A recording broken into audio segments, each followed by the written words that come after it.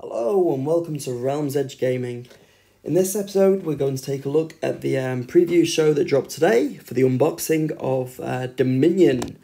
If you're not already subscribed to the channel, if you could do so, that would be absolutely fantastic, and if you could drop a like below, that would be much appreciated too. Without further ado, let's get into the article. So the first thing we had was a video kind of showing the Stormcast's perspective on the Broken Realms narrative, and them kind of teleporting down to help with the fight for the Mortal Realms.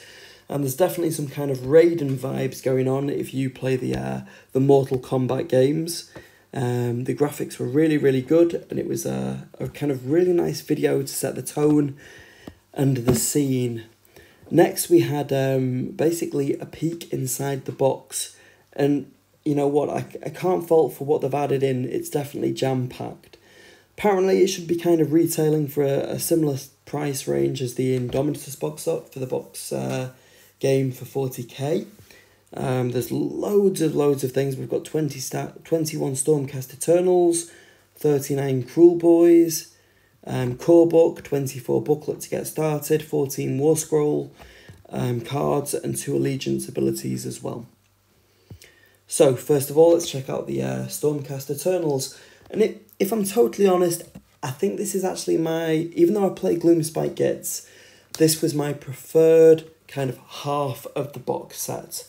So we've got Indastra, the Celestial Spear, who has been tasked with stopping Kragnos himself, really. We did see this model in the previous preview, so that it was one of the first models we saw for Age of Sigmar 3.0. And as we said before, it's just a gorgeous model. It's really well stylized, and I think, you know, regardless of whichever colour scheme you choose, is going to look absolutely wonderful. Next, we've got the Lord Imperatant with Gryph-hound, and again, another really nice model. I like how there's a lot more kind of diversity in the sense that you can choose whether we've got the helmeted head there or the just a normal head. And we've got the Gryph-hound there as well, which is definitely looking very regal and refined. Loads of nice textures going on, and you know, a really well kind of imagined model. I like how he's kind of got the Gryph-hound thrown around his shoulders too, perhaps a loyal one that he had previously. And we've got the stylized kind of Grungni version of Sigmar on the shoulder plate there. So we've got next our Knight Arcanum, and we've got again kind of 2 heads. What they said in the chat between the 2 presenters was that you could choose. So for every single head in the Stormcast half, you had a choice of whether it was helmeted or just kind of the kind of human open helmeted option. So you've got 2 choices there. And they were basically saying that the kind of wizard had lots of celestial spells that kind of reflected the might of the heavens above. Next, we've got the Knight Velixor with Banner of Apotheosis. And again, we've got the kind of Dwarden version of Sigmar there. Kind of reminds me of Zeus a bit, which I'm sure they've maybe not borrowed too much from. And we've got the Anvil of Apotheosis on the other side. And, you know, a really nice, striking looking miniature. As I said, this was my kind of preferred side of the box set, if I'm honest with you. But, you know, both are cool there. I kind of like the dirt on the cloth there on the bottom of the cape. You know, if they are fighting in Gur, in swamps, mires, marshes, etc., they are going to get rather dirty. So that was kind of a nice touch too. But you know what, you can see how much kind of love and attention has gone into these miniatures. They really have been painted to an incredibly high standard. Next, we've got the Praetors, which is the elite and stylish bodyguards, soul bonded to the heroes that they are charged to protect. One thing that I really liked about the box set was the actual versatility. There is a really big range of poses, lots of dynamicism. You know, they really do look good, you know, as a whole. Much more kind of individualistic. I remember, you know, when I started playing Warhammer ages ago, gosh, we're talking 20 years ago now, back in the world that was, you kind of had the regimented ranks, of 20 units in a regiment, and they were very much kind of I played orcs and goblins back then, with the night goblins, and you kind of think about the ranks on ranks of the spear carrying night goblins, how similar like they all were. The kind of modelling side of Warhammer has come on in leaps and bounds and really does look fantastic. Next, we've got the Annihilators, which we saw, I think, one of them back in the previous preview. And it was the one that I actually thought was a special character because there was so much detail on them. I really like the lightning effect on the hammer. Well, here we've kind of got a few more examples of what they look like as a unit. If I remember correctly, they've got a really good save of 2+, which is absolutely fantastic. But as we will see below, the Kruelboyz have got something to kind of counteract that. Next, we've got the Vindicators, the Vindicators, which were the wielding lightning-blessed spears and shields. Arcs of blazing azurite power form around them as they hold the battle line. Again, a really nice variety of models in lots of different poses too. Then we move on to the Kruelboyz Oryx. Have to be honest with you, the name didn't grab me at first at all. I know that there were certain channels that were kind of previewing or kind of giving rumours and drops towards the kind of direction that this army was going in. And I was saying to my partner as well that I kind of really hope that this wasn't the name. But unfortunately, Kruelboyz is the name that they've gone for. You might disagree with me here, but it wasn't kind of to my taste at all. It really did remind me back of the world that was. We had loads of kind of units that were titled boys and lads.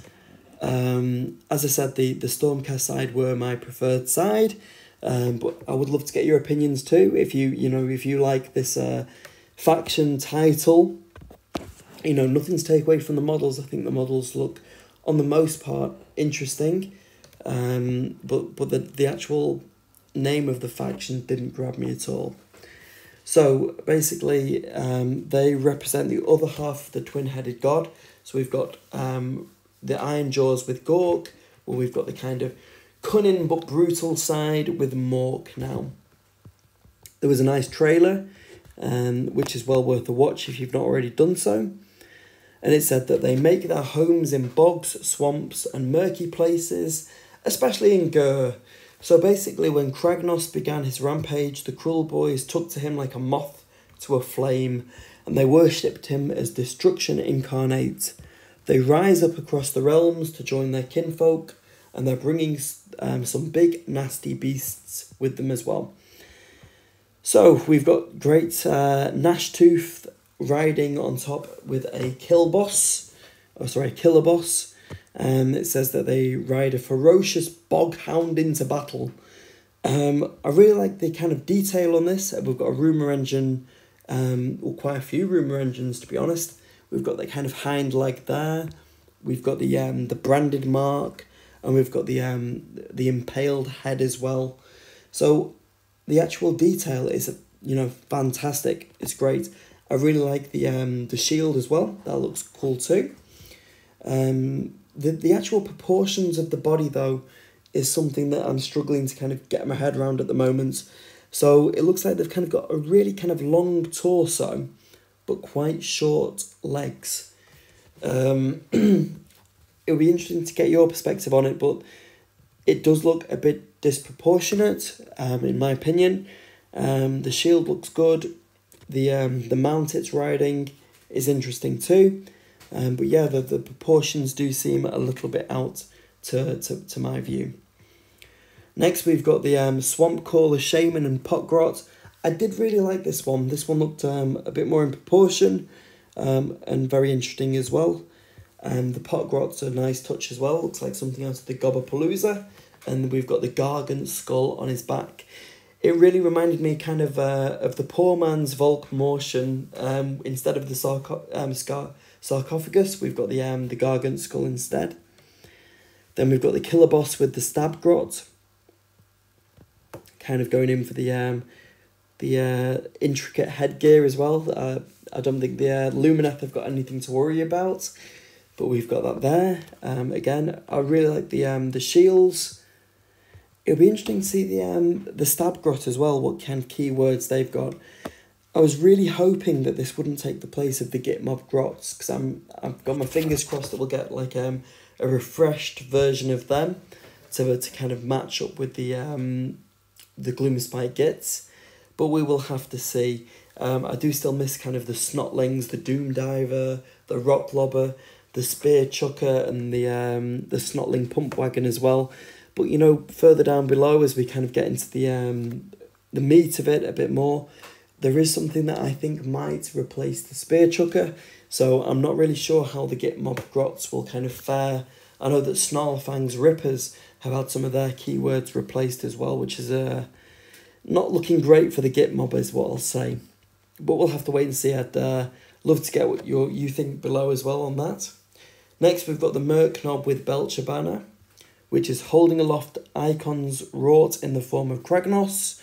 These strange devices offer protection and flood the battlefield with choking swamp gas.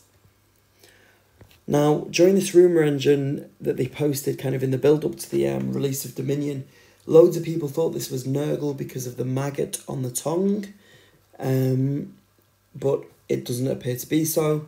Again, we've kind of got the impaled heads. It'll be interesting to see what kind of rules the banner has on the game, but we'll have to wait and see for that. And this is what we're leading up to. So that with the faction, the Kruelboyz, we've got the Manskewer Bolt Boys. So we actually have some kind of crossbow range unit for the Destruction faction, which is interesting because Destruction have never really had anything like this. And we've actually got something that can pierce through the Stormcast armour. There we go. And then we've got the Gut Rippers, which is a unit armed with Poisoned Blade and Scare Shields. Mobs of these troops comprise the stinking heart of Kruelboyz armies. Again, another really nice looking unit. There we go. And again, I think we've got some rumour engines there. And one of the characters that appeared in the trailer too. Now, the Hobgrot Slitters, I have to say, I wasn't keen on. They do look really, really kind of different to the other Kruelboyz. I think I would have been much more on board with the faction if they'd remained kind of true to the aesthetic that they'd already set. But with this unit, they were kind of branching out and looking towards I guess, in the comments they were saying about was the Chaos Dwarves. I have to be honest, it would be kind of interesting to see them return from a Dwarden point of view in regards to Grunkney and how he thinks of them. And I was speaking with Paul about this before as well. But other than that, the actual units themselves, I'm not keen on. I'm not really keen on the colour scheme they've gone with or the actual aesthetics of them. It, in some ways, in my opinion, looks like a step backwards from what the game's designers can do. I know that they're trying to link them with the Chaos Dwarves, which obviously are coming because, you know, they've kind of left such a big hint towards them. We've kind of got it looks like an AOS version of Stick Bombers. But as I said, not a unit that I'm particularly keen on here. And it's a shame because you get the most of these in the box set. And they were definitely referred to as a chaff unit. I guess kind of similar to the Skinks in regards to the Saurus, but not as aesthetically pleasing in my opinion. Again, you might disagree, you might like this unit a lot, but it wasn't really the one for me. So, what else is under the lid? We've got the core rulebook, which looks absolutely fantastic.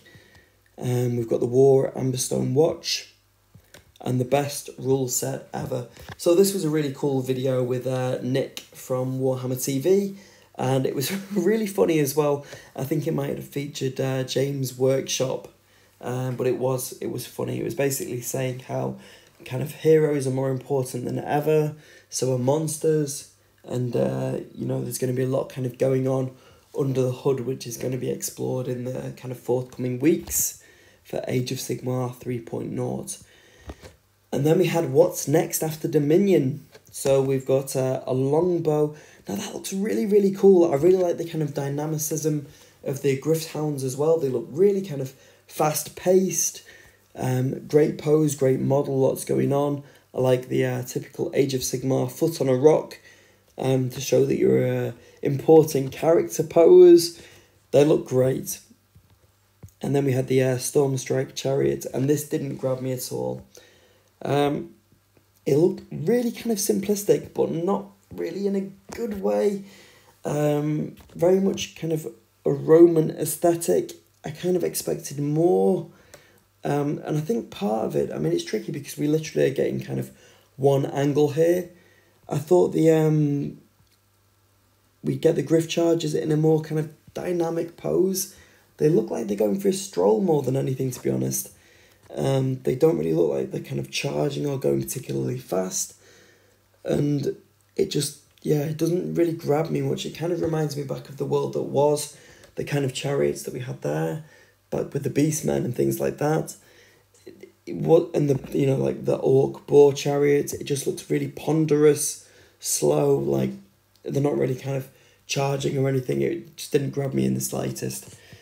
So we had that, and then we went on to the, I guess, the Age of Sigmar version of the Spear Chucker, which looked interesting, and this kind of gave me reservations as to the fate of the Hobgrots. As we mentioned before, we had the Spear Chucker back in the world that was for the Orcs and Goblins, and this potentially is a replacement, which I think would be a great shame if they were to replace the Hobgrots with the Kruelboyz. And then we've got finally the Maya Brute Troggoth. Cool looking model, very considerate of them to give the Troggoth a pillow as well, featuring the same brand as the Killer Boss. But yeah, a good looking model here. Looks cool. I like the kind of bone decal on the face. It'd be interesting to have, if we can have like a unit of these, another rumour engine there.